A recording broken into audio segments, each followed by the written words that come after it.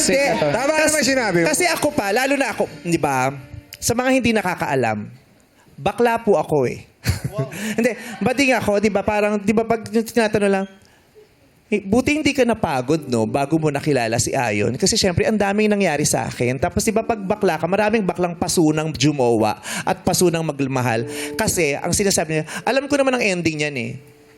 Hindi mo na ako mamahalin yan at magkakagamitan lang. Masasaktan lang ako. Hindi ako natatakot masaktan. Kasi pag masyado ako natakot masaktan, hindi ko mararamdaman yung sarap ng pagmamahal. Because of fear. Yung fear will take away the chance for you to experience the beauty of that one thing. So do not allow any fear to take away the opportunity of you experiencing something so beautiful. Yeah, magandang sample yan, Ranch.